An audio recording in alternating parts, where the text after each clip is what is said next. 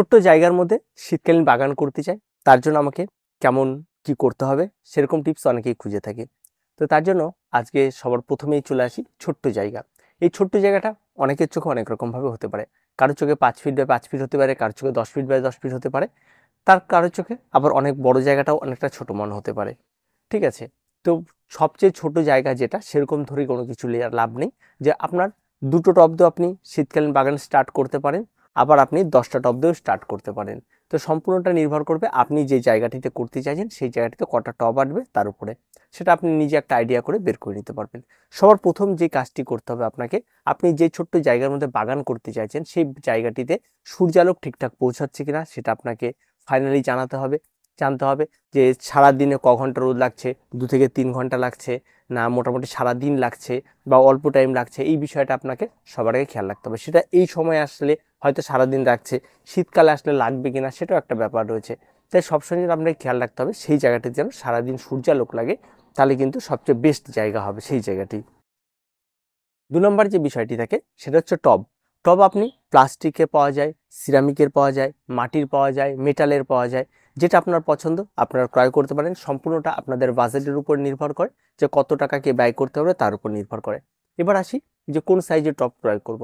দেখুন, টব ক্রয় করবেন সবসময় জন্য একই সাইজের টব ক্রয় করুন। সেটা হচ্ছে অ্যাভারেজ 8 ইঞ্চি মাপের, নাহলে অ্যাভারেজ 6 ইঞ্চি মাপের টব ক্রয় করুন। এই দুটো মাপের টবে শীতকালীন গাছ সবচেয়ে বেস্ট হয়ে থাকে। যদি আপনি 8 ইঞ্চি মাপের টব নেন তাতেও হবে, আবার যদি আপনি 6 ইঞ্চি মাপের টব নেন তাতেও হবে। যদি আপনি 8 ইঞ্চি মাপের টব নিয়ে আপনি বাগান শুরু করতে চাইছেন, তাহলে আপনি যে সমস্ত গাছগুলি আপনি ক্রয় করতে পারেন 8 ইঞ্চি টবে লাগানোর জন্য, যেমন ইনকা গাঁদা, অত্যন্ত সুন্দর গাছ, পুরো টবটি ভরাট হয়ে যাবে এবং দেখার মতো অনেক ফুল পাবেন। এবং প্রত্যেকটা গাছগুলি যেন আলাদাভাবে কেয়ার করার কোনো কিছু নেই, প্রত্যেকটা গাছে ফুলের সাইজও বড় হয়, কিন্তু গাছ লাগানোর জাস্ট 45 ডেজের মাথায় কিন্তু ফুল আপনি পেয়ে যাবেন। তাই ইনকা গাঁদা আপনি করতে পারেন। গাঁদার আরও ভ্যারাইটি রয়েছে, হানিকম রয়েছে একটা ভ্যারাইটি যেটা টপ সম্পূর্ণ ভরতে দেয়, রক্ত গাঁদা রয়েছে, দেশি গাঁদা রয়েছে, আর একটা রয়েছে ইন্ডিকা গাঁদা, যেটা অনেকটা বড় হবে এবং ফুল অনেক বেশি পাবেন। 8 ইঞ্চি মাপের টবে আপনি ডালিয়া যদি করতে চান তাহলে ডালিয়া অনায়াসেই করতে পারবেন, প্রচুর ভ্যারাইটি ডালিয়াও পাওয়া যায়। ডালিয়াও কিন্তু তাই একই রকম 45 ডেজের মাথায় গাছে ফুল কড়ি চলে আসবে, মোটামুটিভাবে ফুল ফোটা শুরু হয়ে যাবে।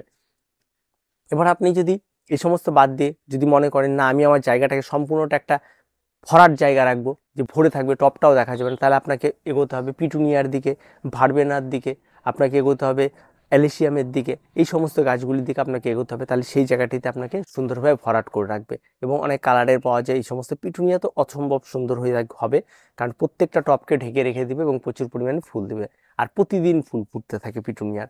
তো পিটুনিয়া মানে এই পিটুনিয়ার কোনো বিকল্প নেই, এটা অত্যন্ত সুন্দর, এটা আপনারা করতে পারেন। গাছও সহজে নষ্ট হয় না, গাছও অনেক বেশি শক্ত গাছ থাকে, তাই এটা কিন্তু অবশ্যই আপনারা করতে পারেন, অনেক ভালো। তারপরে যে বিষয়টা থাকে সেটা আপনার মাটি প্রস্তুতি, এটা অত্যন্ত গুরুত্বপূর্ণ।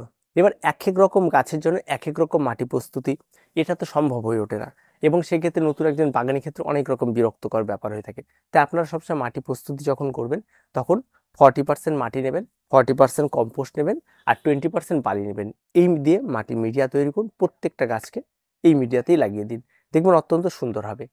এবার পরবর্তীতে আসি যে আমরা ওই ছোট্ট জায়গার মধ্যে ফার্টিলাইজার কী ব্যবহার করি। দেখুন, যদি ওই ছোট্ট জায়গাটা ঘরের মধ্যে হয় বা আপনার সবসময় সেখানে যাতায়াতের ব্যাপার থাকে, তাহলে তো আপনি খোল পচা জল ব্যবহার করলে একটা দুর্গন্ধ ছড়াবে, সেটা আপনার খারাপ লাগবে যে আমি গাছ লাগিয়েছি আর দুর্গন্ধর জন্য নয়।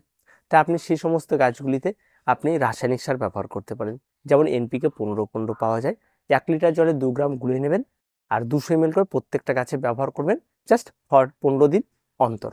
এটা আপনি করতে পারলে আপনার গাছ দেখার মতো হবে। রোগ পোকামাকড় গাছ মাত্রই থাকবে, তার জন্য আপনাকে সাধারণত এই সময় এসে শীতকালীন গাছগুলি যাতে কুয়াশা ঠিকঠাক পড়ে, রোদ ঠিকঠাক লাগে, এই সমস্ত কিছু যদি ঠিকঠাক থাকে, মাটিতে খাবার ঠিকঠাক থাকে, তাহলে রোগাক্রান্ত খুব একটা বেশি গাছ হয় না। আর যদি হয় তাহলে সাধারণত মাকড়ের আক্রমণ ঘটে শীতকালে গাছে, আর তার জন্য মাকড়নাশক আপনাকে রাখতে হবে। আর ফাঙ্গাল আক্রমণ খুব কম ধরে, যদি মাটিতে জল না জমে তাহলে গোড়া পচে না, আর যদি মাটিতে জল জমে তাহলে গোড়া পচতে পারে। তা মাটিটা যদি ঠিকঠাক রাখেন তাহলে আর কোনো চিন্তার কিছু নেই। তাই ফাঙ্গাল আক্রমণ মাঝে মধ্যে ঘটলে অ্যান্টিফাঙ্গাল বাজারে অ্যাভেলেবেল কিনতে পাওয়া যায়, যেটাই ক্রয় করবে অ্যান্টিফাঙ্গাল বা মাকড়নাশক সবসময় খেয়াল রাখবেন 1 লিটার জলে কতটা গোলাতে হবে, এটা সবসময়ের জন্য শুনে নেবেন, তারপরে আপনি গাছে স্প্রে করবেন। এবার এই সমস্ত কাজগুলি করার পরে আপনার মনে হতে পারে যে আমার গাছটিকে দেখার মতো করব, তারপরে আপনার থাকে পিঞ্চিং, কিছু মাথা কেটে দিলেন, গাছ আরও ঝাড় হয়, এই সমস্ত ব্যাপারগুলি সব গাছের ক্ষেত্রেই হবে তেমনটা নয়। বর্তমানে দেখা যায় শীতকালীন বেশিরভাগ গাছে পিঞ্চিংয়ের কোনো প্রয়োজন পড়ে না, তার গাছগুলি এমনভাবেই তৈরি থাকে ওরা অটোমেটিকলি ঝাড় হয়ে যায়। তাই আপনার গাছ বুঝে সে সমস্ত কিছু করতে হবে। সব গাছের যে ঝাড় করতে হবে, পিঞ্চিং করতে হবে এমনটা বিষয় নেই। বেশ ভালো হয় অনেক গাছই, পিঞ্চিং ছাড়াই প্রচুর গাছ ভালো হয়ে থাকে। কিছু কিছু গাছ যেমন চন্দ্রমল্লিকাকে পিঞ্চিং করতে হয়, সেক্ষেত্রে আলাদা হয়ে থাকে। এবার আপনি চাইলে সেই জায়গাটিতে আরো বড় করতে পারেন, সেখানে আরো অনেক কিছু বাড়িয়ে তুলতে পারেন। তো আমার মনে হয় ছোট্ট জায়গার মধ্যে এই সমস্ত কাজগুলি বেস্ট। এবার যদি কেউ জানলায় মনে করেন যে জানলা একটা ছোট্ট জায়গা রয়েছে, সেখানটা আমি করতে চাই শীতকালীন বাগান, তারই কি করবো? তাহলে আপনাকে ছোট ছোট টব কিন্তু ক্রয় করতে হবে। আর দেনথাস বলে একটা গাছ আছে, সেটা ক্রয় করতে হবে। আপনাকে অ্যালেসিয়াম ক্রয় করতে হবে। এই সমস্ত ছোট ছোট গাছগুলি যেগুলো ছোট ছোট পটের মধ্যে খুব সুন্দর হয়ে থাকে, আপনি সেখানে 2-4টে আপনি পিটুনিয়া লাগাতে পারেন, ঠিক আছে? ছোট ছোট টবে খুব সুন্দর হয়ে থাকে, কিন্তু গাছগুলো কিন্তু অনেক বড় হবে তেমনটা নয়। এর ছোট্টর মধ্যে একটা সৌন্দর্য ব্যাপার থাকে, ঠিক আছে? দেনথাস, সুইট উইলিয়াম, এই সমস্ত গাছে ছোট ছোট ডেইজির ভ্যারাইটিগুলি আপনি নিতে পারেন। সেগুলি ছোট্ট ছোট পটের মধ্যে খুব জানলার ধারে লাগিয়ে সেগুলিকে সাজিয়ে রাখতে পারবেন, অত্যন্ত সুন্দর হবে। এই গাছগুলি কিন্তু আপনারা করতে পারেন, এগুলি কিন্তু অত্যন্ত দেখার মতো হয়ে থাকে। তো কম বেশি প্রত্যেকেই করতে পারবেন এই সমস্ত গাছগুলি। তো প্রত্যেকে করাও শুরু করে দিন। এগুলি করতে তেমন খুব একটা বেশি পরিশ্রমের প্রয়োজন হয় না। ছোট ছোট জানলাতেও আপনি রোদ লাগবে, অন্তত রোদটা যেন সকাল অন্তত 3 থেকে 4 ঘন্টার আগে সেটা একটু খেয়াল রাখবেন, তাহলে দেখবেন অনায়াসেই করতে পারেন। তো ছোট্ট জায়গায় বাগান করার জন্য তেমন কোনো পরিশ্রম করতে হয় না, খুব কম জায়গাতেও বাগান অনায়াসে করা যায়। শীতকালীন বাগান তো যে কোনো জায়গাতে আপনি করতে পারবেন। তো আজকে পর্যন্ত, দেখা হচ্ছে পরবর্তী ভিডিওতে। প্রত্যেকে ভালো থাকবেন, প্রত্যেকে সুস্থ থাকবেন। চ্যানেলটিকে অবশ্যই অবশ্যই সাবস্ক্রাইব করে রাখবেন।